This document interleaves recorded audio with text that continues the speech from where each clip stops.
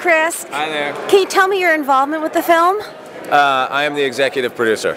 No, I'm not. I just made that up on the spot. No, I'm Jack's friend. That's my involvement with the film. I'm Jack's friend. I'm here to support my buddy. All right. And I love his movies. You know, they're always great, and I'm sure tonight will be no exception. Are you a surfer? I am. All right. Not a great surfer, but a surfer nonetheless. What's on the horizon for the Foo Fighters? We just finished making a new record, and we're gonna put it out and hit the road and go all over and do a million shows, and you know, we've been off for a long time, so everybody's really geared up to go do it again. We're anxious to see you back. Yeah, we're happy to be back. When does the tour start? Well, we have some stuff starting up in February, but like real touring is like I don't know. I think in April, somewhere around there. All right. Well, Yeah. we look forward to it. Yeah. All right, enjoy the film. Thank you. Thanks, Chris. Take care.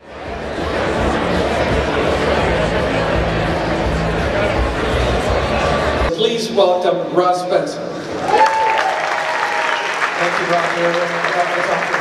You all know why we're here. This is probably the biggest surf extravaganza, red carpet, amazing lineup of legends we've ever had.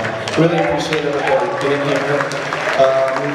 As you know, Jack McCoy, it's just, I'm nervous having him here. It's great. And this is the first film that he's done in his 30-year career that's meant to be sort of a crossover film about surfing, but more for a general audience. So this is the world premiere. This is the first time it's being shown anywhere. Jack came all the way up from Australia, and people from all over the planet are here tonight in the theater, including all of you, which I really appreciate. Without any further ado, I'm going to introduce you to the legend, Jack McCoy.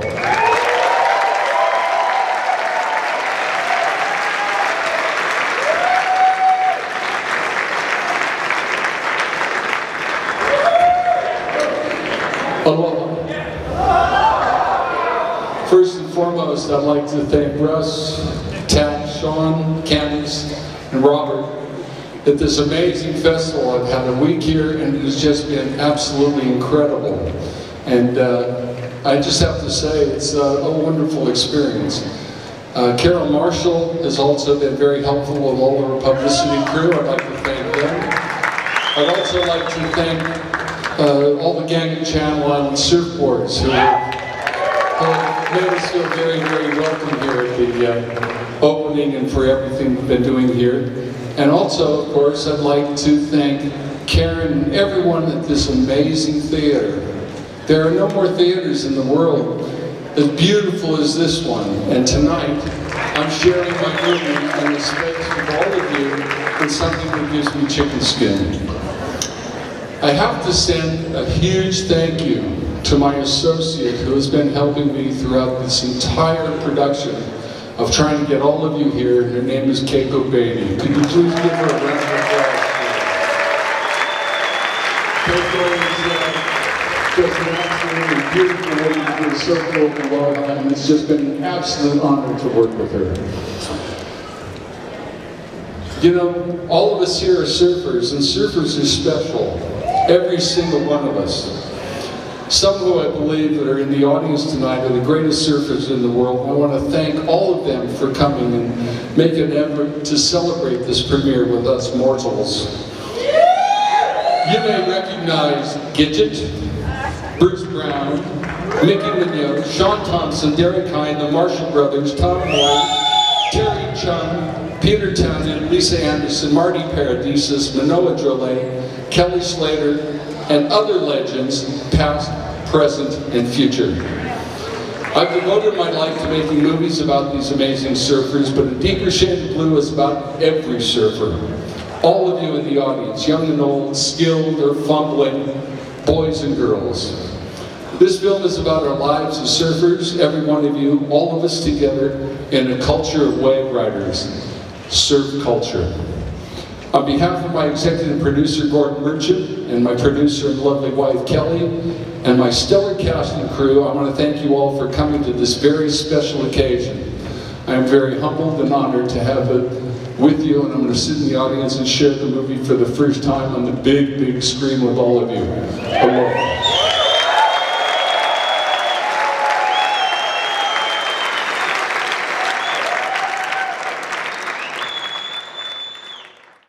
What do you guys think? Can we have one more round of applause for John?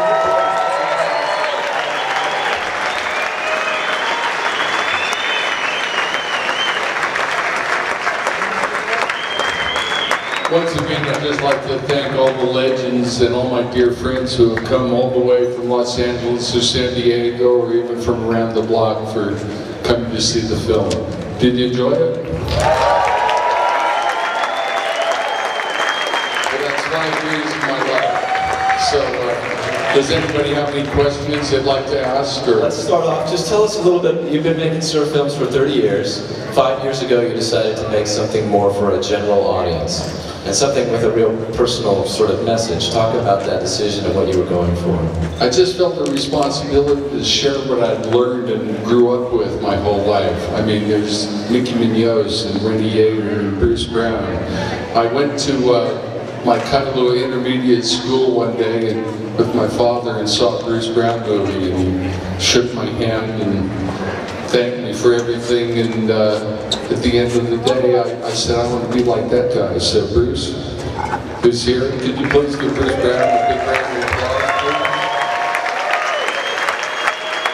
I'd like to have the honor of working with his son, Dana, on Step in the Liquid. When Bruce asked me to work on Endless Summer 2, it was like chicken skin, but to work with his son, and now I'm waiting for Dana's son to ask me to work with him, so we'll see how we go. And so is there a certain audience that you aimed this movie for, that you would really like to have see it? We just want to share the Aloha spirit with everyone and what surfing really is. You know, everybody goes down to the beach with this beautiful piece of plastic and has a great time with it, but very few people understand where it came from and the evolution of the surfboard. And so that's what we wanted to do. My writer Garth Murphy and I spent our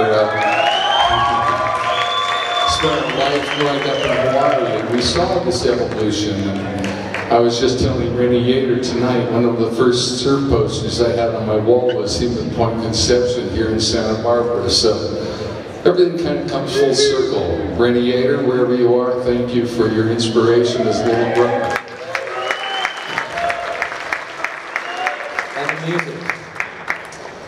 Music is the emotion of your film. Any filmmaker will tell you how important it is. I listen to different songs until my ears bleed. I try to connect it with a little bit of storytelling. My friend Chris Shiflett from the Foo Fighters here. Everybody says, oh, Jack McCoy's got a love affair with the Foo Fighters. Well, actually, I do. And I had the opportunity to listen to their new album down the street here last Friday, and I can tell you the new album is pretty groovy. So, Chris, wherever you are, thank you very much for allowing us to use your music. Garth knows Gwyneth Paltrow, and that enabled us to get a Coldplay song. Iggy Pop is a friend of Garth's and everyone, so those sort of people love surfing. And like I say, this film is dedicated to every single one of you about surfing. Why don't you tell us about choosing the different surfers that you chose and how you went about finding them and deciding that you were... I wanted someone during the period of Malibu era, the Gidget era of Malibu, and Jamie Brisick one day took me to Malibu and introduced me to Chad and Trace Marshall. Thank you very much for being here. How groovy was their sequence? Are these two guys having fun or what? In case you hadn't noticed, they were the ones making all the noise down the front here.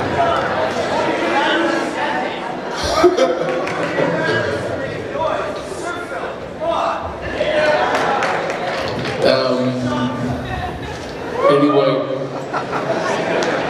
I met Terry Chung on a Walt Disney film called Rip Girls, if you can believe that. Steve McLaughlin, who is here tonight, is very lovingly allowed me to stay at his house the whole time I've been here in Santa Barbara. Turned me on to Terry Chung. His son was in the film Rip Girls, and Terry Chung and I have become very good friends, and he and his wife Mo are here tonight. If you'd give them a big round of applause for what they did. He is like the most incredible surfer I've ever had the opportunity to work with. Talk about someone who lives aloha. Terry, where are you? Let's see you. Can we please get the spotlight on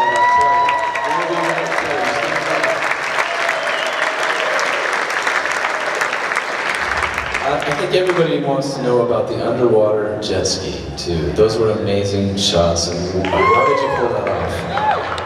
You know, for years I've been sitting there underwater, watching guys go by, trying to be in the right spot. Who remembers Blue Horizon with the shot of grass that dragged his head in the way? Well, when I showed the film around the world, people would actually applaud at this one shot of seeing Rasta underwater. I've always desired to keep moving, keep traveling around, you know, follow the action. I've never had the opportunity to do so until I met this guy, Todd Bennett, who turned me on to the underwater jet ski. It's about this wide, long, this high. It'll do 12 knots underwater. And I've mounted a camera to it and been able to follow the action. I don't know, did you enjoy what you saw? It's an honor to really bring that sort of image to you. You know, like I say, it's backstage. It happens every day on every wave, but no one ever gets a chance to see it. I've always tried to be, you know, follow the action, kick a little bit quicker or push off the bottom.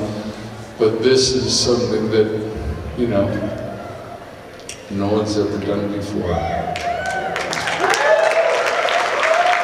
I also just have to say that, you know, there were 82 people whose still film pictures and film footage that I used in this movie to tell this story.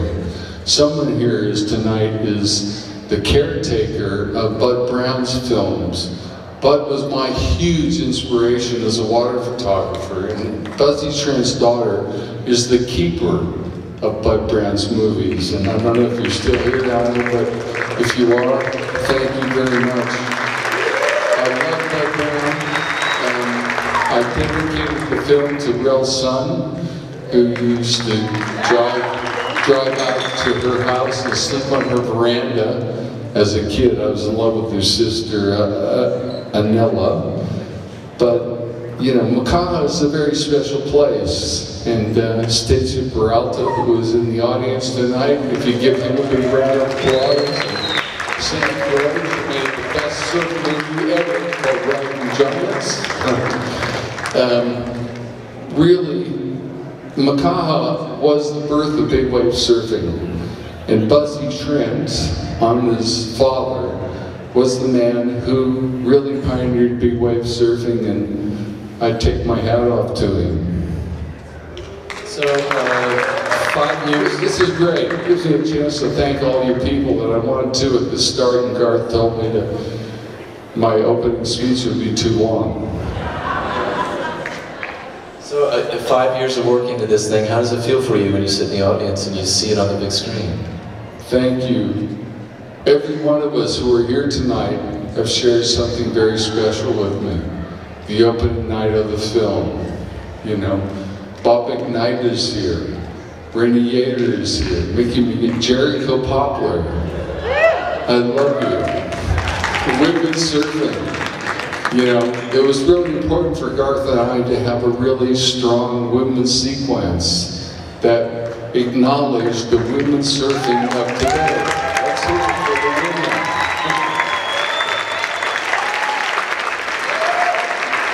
Are there any questions from the audience? Explain Aloha, Chung.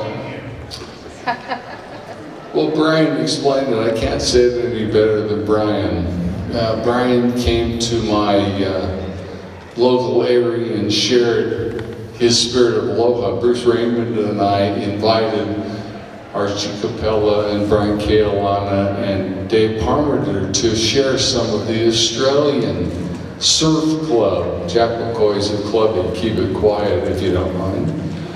Basically, we had the opportunity from Brian to hear what Aloha was, and he came to my office one day and explained it. And to me, that's the moral of the story. And I just wish you all the same thing. If we can live Aloha like Terry Chung and his wife Manoa do, it'd be a better world.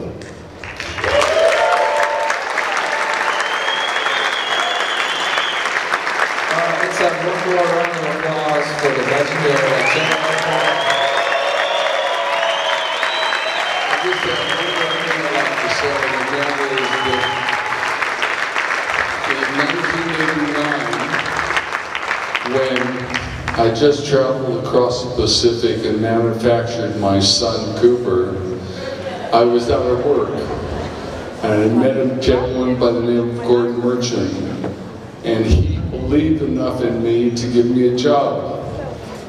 And after I sort of went my separate ways from Billabong, Gordon gave me another job which produced this. So Gordon, I hope you're there. I can't see you. Thank you for making this film possible. Aloha. Good night, everybody. See you again.